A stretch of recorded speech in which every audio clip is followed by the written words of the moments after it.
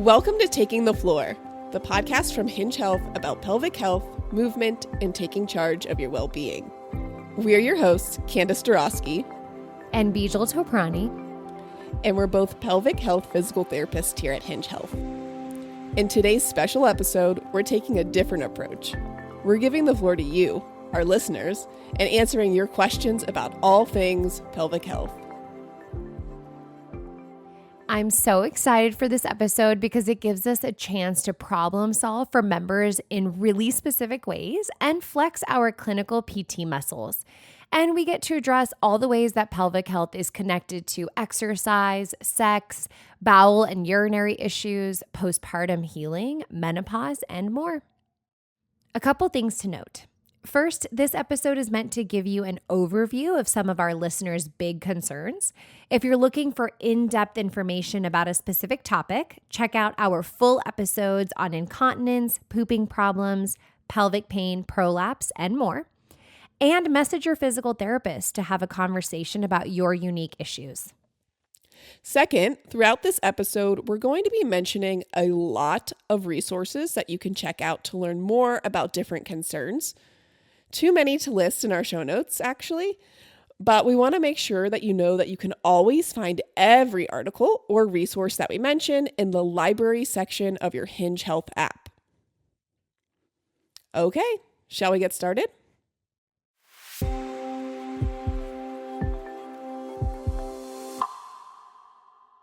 First up, we have a question that looks at how pelvic health can be related to other musculoskeletal issues, which is such an important topic. This person asked, is there a relationship between tight groin muscles and pelvic floor issues? So the short answer to this question is yes, there's definitely a relationship. And that's because all the muscles that are neighboring your pelvic floor. So think your glutes, your hips, your quads. So all those muscles in the area are kind of interconnected. And so sometimes if your pelvic floor muscles are tight, it can actually lead to tightness below that, which is that groin that this member asked about. And then also sometimes there can be an opposite relationship, meaning that if your pelvic floor muscles are weak, that other parts of your body or other muscles feel like they kind of have to pick up the slack for the weakness of your pelvic floor, which can lead to groin tightness. So that's why you'll notice that part of your pelvic floor treatment really has exercises that hit the whole body. We might be doing exercises that strengthen your legs or exercises that stretch your glutes or your hips. And that's because of that interconnectedness that I just mentioned. And somewhat along the same theme here, here's a question about pelvic health and exercise. When do I know when my pelvic floor is ready to get back to running? And this is a question that we get a lot. And the answer is one that people usually dislike, which is it depends. If you're returning to running after having a baby, the general rule of thumb is to wait until you're about 12 weeks postpartum and have been cleared by your doctor to begin that type of exercise. But you can be doing things to strengthen your pelvic floor and improve your core stability before that point. That includes breath work, core exercises that can really target those deep core muscles like your transverse abdominis, and also working on strengthening some of those other muscles that I mentioned earlier, like the hips and the glutes. Yeah, and another thing that you can do is kind of gauge your readiness once you've been cleared by your doctor. And one of the ways that we kind of advise people to do this is to kind of give themselves a little self-test of exercises that will challenge those muscles that you'll use when you're running or jogging. And so these are exercises like single leg squats, heel raises, or even just kind of trying to balance on one leg or performing single leg balance.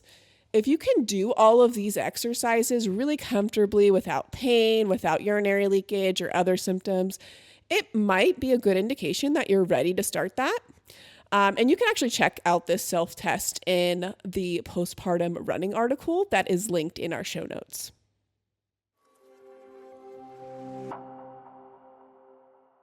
Now for some juicy questions. Here are some questions about sex, relationships, and pelvic floor physical therapy. Can orgasms help strengthen the pelvic floor?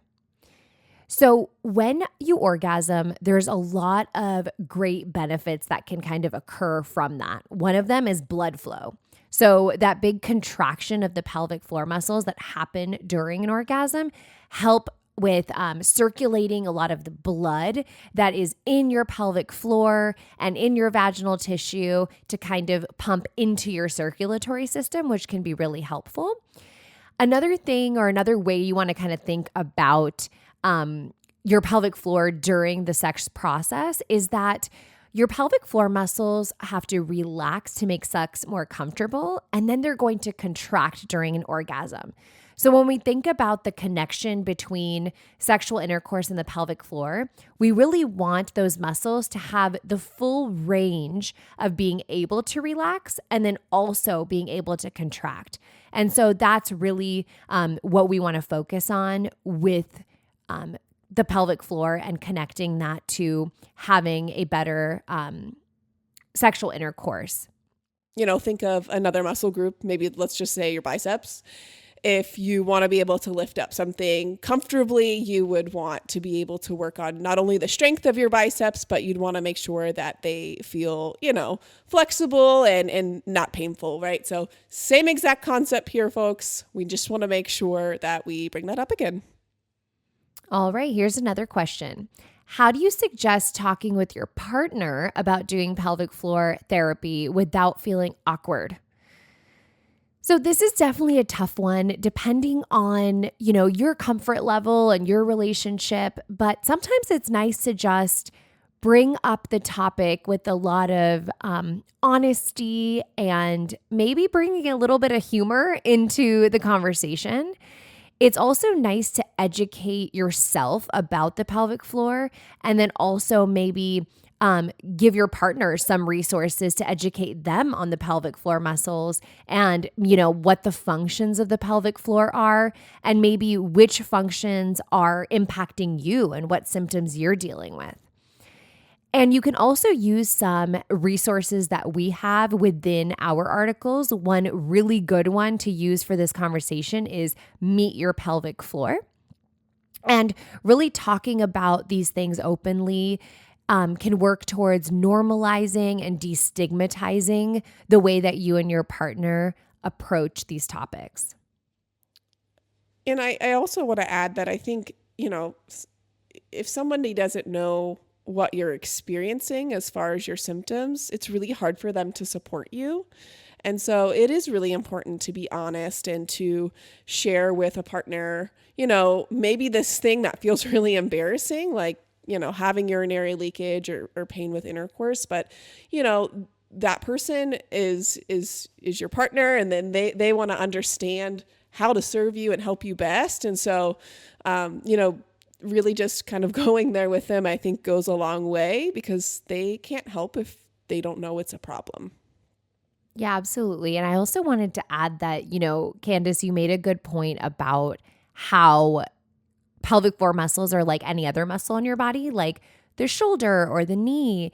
And so kind of even telling yourself that, hey, if I was having some shoulder pain, would I be too embarrassed to talk to my partner about it? And kind of reframing the entire conversation, maybe in your own mind, to increase some of that comfort, to bring it up to them is a nice,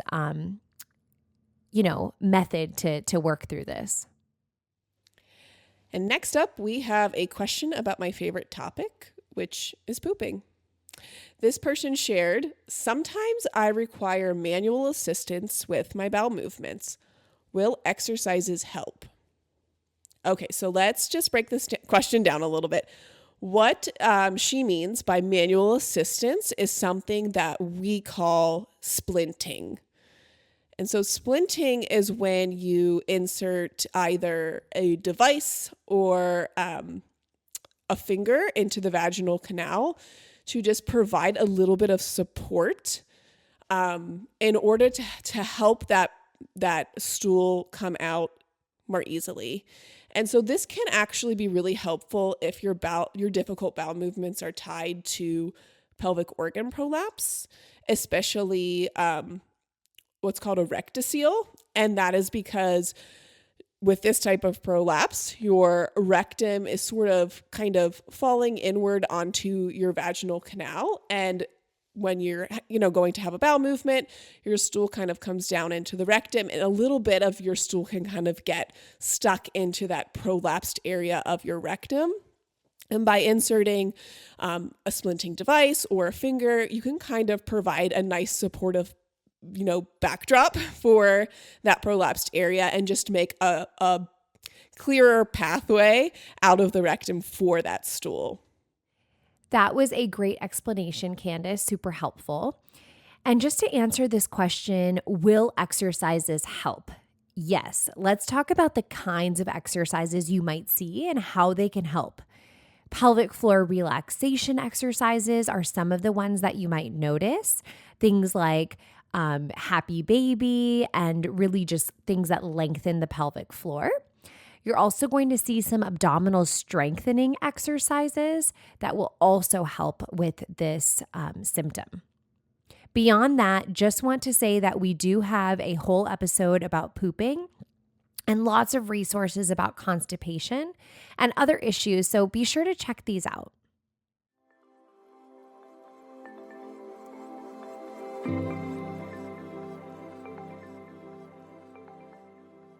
Our next question is about another pelvic health issue that comes up a lot for people who have recently given birth. How do separated abdominal muscles present? Is there an obvious tell? So what this member is asking about is something called diastasis recti, which is a separation of the rectus abdominis, also known as your abs or your six-pack muscles. That is common during pregnancy and postpartum to have a separation of these abdominal muscles. So as your abdominal wall stretches to accommodate your growing uterus and your baby, it pulls on the tissue connecting to the right and left sides of the abdominal muscles and creates a gap in the middle. That's what we call that abdominal separation or a diastasis recti. While this issue is most common during and after pregnancy, it can also affect people at any age or sex, including infants, men, and older women. There are a few different ways to tell if you have a separation of the abdominal muscles, and one of those ways is doming or coning or peaking around the belly button when you're using your abdominal muscle. So say if you were to do a crunch, you might notice some of that doming or peaking. Now, there's also an option to do a quick little Google search to see what it looks like, so you can really tell whether that is what you're experiencing, because it can be kind of confusing. Now, maybe you don't see that. There are other signs too, and you might have one or more of them. You might have a softness or difficulty creating muscle tension in the area near your belly button. You might also be experiencing significant weakness in your abdominal muscles, or you might not have any visible appearance or weakness of the abs, but you might notice that you're having persistent low back or hip pain or even pelvic pain. And I just wanted to quickly chime in here because I feel like this is such a great opportunity to talk about why this is a problem or how this could be a concern in your life. And one of the biggest ways is that it really impairs one's ability to manage their intra-abdominal pressure effectively. We use this core canister analogy quite often where we kind of talk about the diaphragm and the deep abdominal muscles, the low back and the pelvic floor all working in harmony to really create this pressurized system that, supports our pelvic organs and helps us to maintain continence or prevents urinary leakage. And so if you have kind of this impairment on the front side of that can, it's almost like if you're thinking of this soda pop can, it's almost like if you cut a line right in the middle, right? And now you don't have a pressurized system anymore. It's really easy to squish in the sides of that can. But also wanted to, really just real talk, we have a lot of people that come to us because they don't like the way that this looks. And we get that, we're all human, and it's definitely okay to pursue trying to fix the way that that looks. But I want to really make the point that just because you have a diastasis, it doesn't mean that you aren't able to manage that intra-abdominal pressure, or that you're not strong, or that you're not capable. This is a huge misconception. You could have a diastasis and be completely symptom-free. And we do see that a lot. So I wanted to just make that distinction. And then also, I can't leave you all without what to do about it. And what to do about it is really take a step back and take this kind of 360-degree approach. This is the way I like to think about it. And so that includes working on things like breathing, your pelvic floor function, working on those deep, deep abdominal muscles, right? Because those are the ones that we actually want to come in and support this new separation that we have. And it doesn't mean that you can't do abdominal strengthening exercises. That's another big misconception.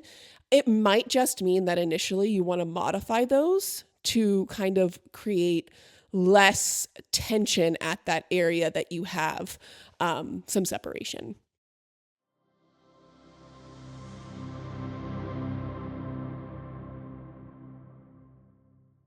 All right, here is a question that asks about having pelvic issues when you haven't given birth. So this member writes in and asks, do women usually encounter issues only after childbirth, or can it be naturally or genetically, predisposed to having pelvic issues? So first of all, I love when this comes up because it's so important to understand that pelvic floor problems don't discriminate. I always say that they are equal opportunity, and you don't have to have had a baby to experience these types of symptoms. And so, childbirth is a big cause, but pelvic issues can have a genetic component as well. Connective tissue disorders can mean that some people naturally just have weaker tissues in the pelvic floor, which makes, certain pelvic floor problems like prolapse more likely to occur. There are also lots of everyday habits and behaviors that can contribute to pelvic issues, whether you've had a baby or not, or whether you have a genetic component or not. And those things include lifting improperly, so not managing those pressures in your abdomen. Also breathing improperly, so holding your breath or doing that Valsalva maneuver. And also some higher impact activities can also contribute. Okay, our next question is about menopause, which apart from pregnancy is probably the most common time for pelvic floor related issues to pop up. We heard a little bit about the challenges of menopause for pelvic floor symptoms in earlier episodes like Susan's story and Heidi's story. This person asks, what concerns should you be watching for during menopause? This is such a good question and a great opportunity to talk about the power of prevention. So keeping your pelvic floor healthy before menopause can help set you up for a smoother transition and may prevent some issues that can come up, like urinary incontinence related to weak pelvic floor muscles.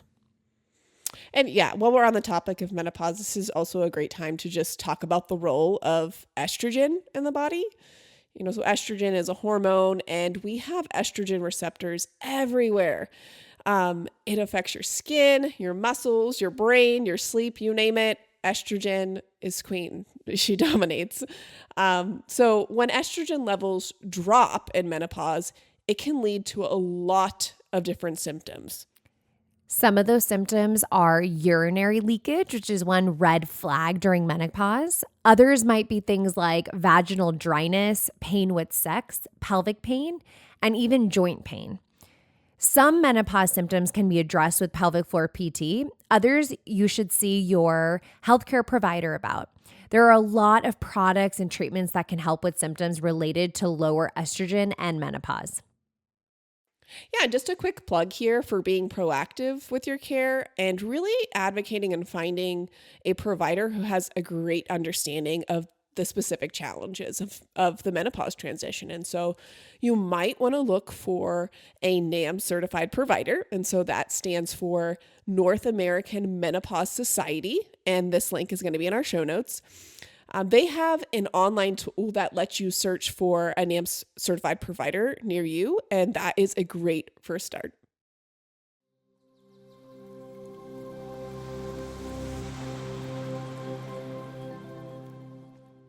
The next few questions deal with bladder and incontinence issues, and we cover these topics in great detail in a number of our other episodes. So ones like Susan and Megan's story and our 2-part series on urinary urgency. So we're going to keep it brief here, but this person asks specifically, it's been a few years since giving birth to my second child, and I still pee myself occasionally, like when I'm exercising, coughing, or sneezing. Is there a way to fix this? The answer? Absolutely. This is a resounding yes. The key treatments are going to include pelvic floor strengthening exercises like Kegels and many others, as well as incorporating breath work and breath management techniques throughout your daily life. All right. And here's another question about leakage. I sit at a desk for most of the day, and in the evenings, when I do go for a walk, I leak all the way.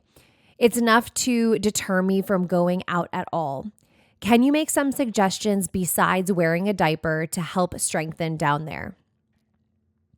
And here I would mirror what Kandis just said about pelvic floor strengthening, exercises, and breath work. But there are a lot of other lifestyle approaches that can also help. We know that there are certain triggers that can often lead to urinary incontinence. So sometimes paying attention to what you're consuming in terms of drinks and food, and seeing if there is an uptick in some of that leakage around those foods, that can help you see what some of those triggers are.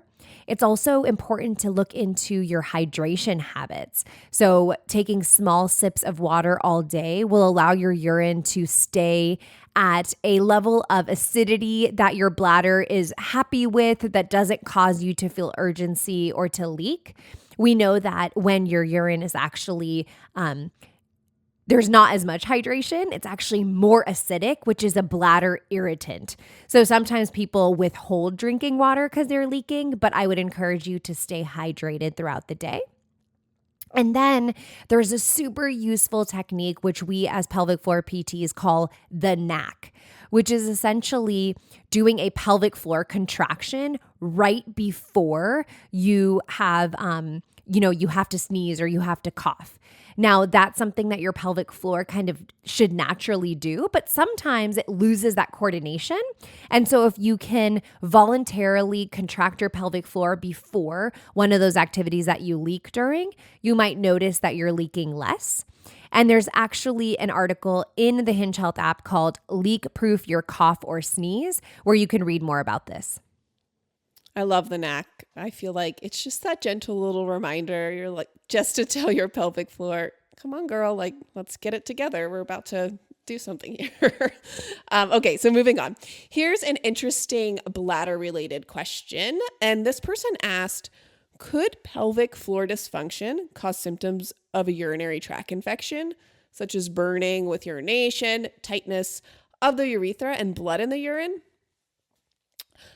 And so a medical disclaimer alert, first of all, you always want to rule out an actual infection first, right? So this means getting to a healthcare provider, having the right diagnostic tests performed to rule out that is actually what is causing your symptoms, because that needs to be treated from a medical perspective. Okay, so we don't want to dismiss that. But some of these symptoms can actually be due to what we call a hypertonic pelvic floor muscle, which is just pelvic floor muscles that have more tension in them. They're kind of tense and tight. And in those cases, pelvic floor relaxation techniques can be really, really, really important and helpful. And so you might read more about this in one of our articles titled The Magic of Reverse Kegels. But also understanding that brain-bladder connection, or the pee symphony, is also a really key piece. And so you'll hear us chat about that in depth in our urgency episodes, but you can also read about it in the article titled The Brain-Bladder Connection.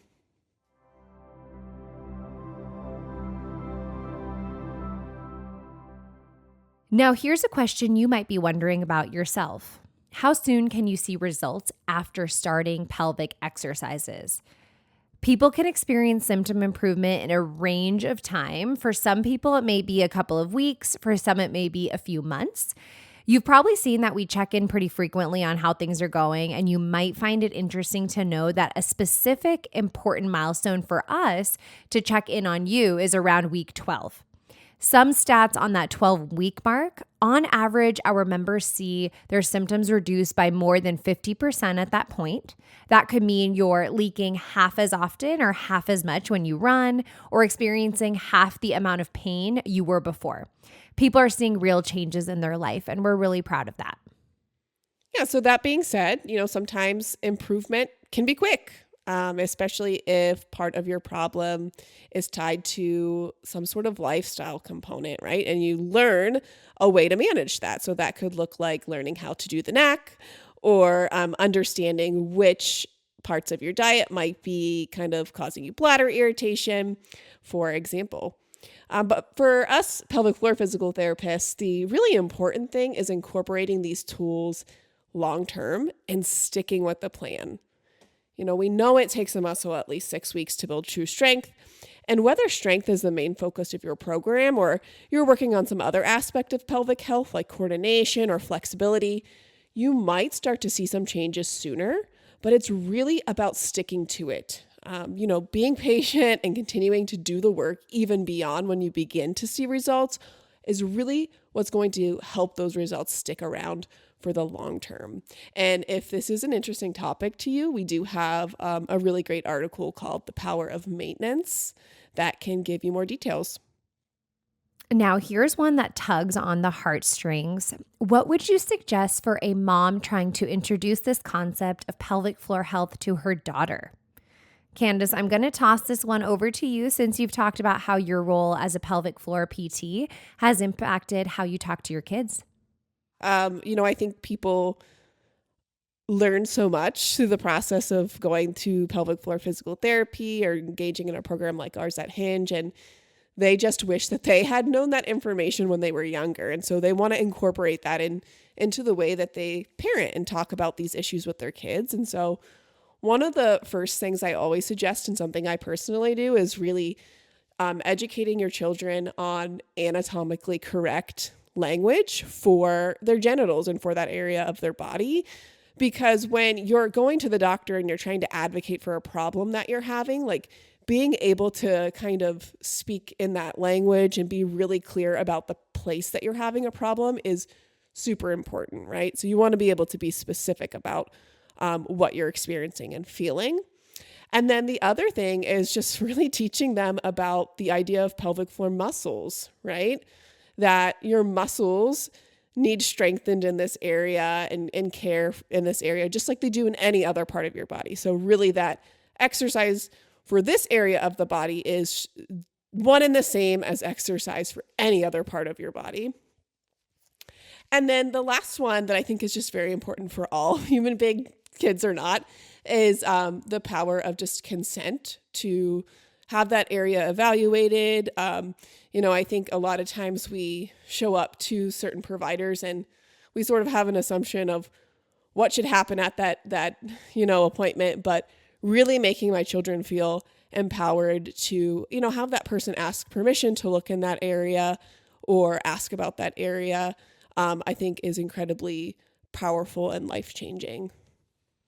Thank you so much for those parenting insights. That was super helpful. That was our last question for this round. So we want to extend a big thank you to everyone for asking these really important questions and remind you that no matter what's going on or what's on your mind or how embarrassed you might be to ask, your pelvic PT or your health coach is here to help you get the answers that you need.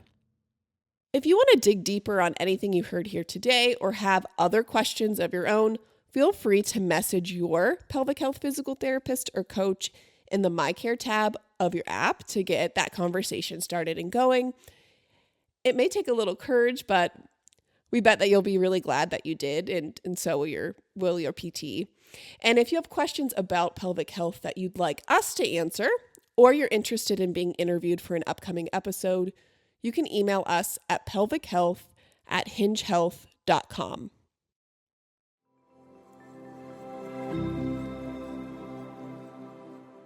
All right, let's do our usual check-in on how else we're taking care of ourselves this week. What's your non-negotiable right now, Kandis? Yeah, so I am actually 28 days away from having a C-section. And so, I think a lot of people are becoming more familiar with like the idea of doing certain exercises to prepare for a vaginal birth. But there's a lot of things that you can do to prepare for a C-section if you know that that's going to be part of your story. So I'm working on really like kind of stretching out the lower abdominal area and then the hip flexors and breath work, and then just coming up with kind of this really great plan of how I'm going to start incorporating breath work and just simple abdominal engagement after the big day comes. What are you working on? My non-negotiable this week is actually just giving myself more grace. I sometimes set health-related goals for myself that are super exciting and motivating at the time, but then when I miss the mark, I can start to feel really guilty. So my focus right now is just knowing that these healthy habits can ebb and flow, and it's fine if I have to take a break and get back when I'm ready. Okay. Well, thank you all so much for listening today. And, as always, we want to remind you that if you're dealing with pelvic floor issues, you are not alone, and we are here for you. The information contained in this podcast is intended to be used for educational purposes only and does not constitute medical advice or treatment for any specific condition. Please consult with your healthcare provider with any questions you may have about your medical condition or treatment.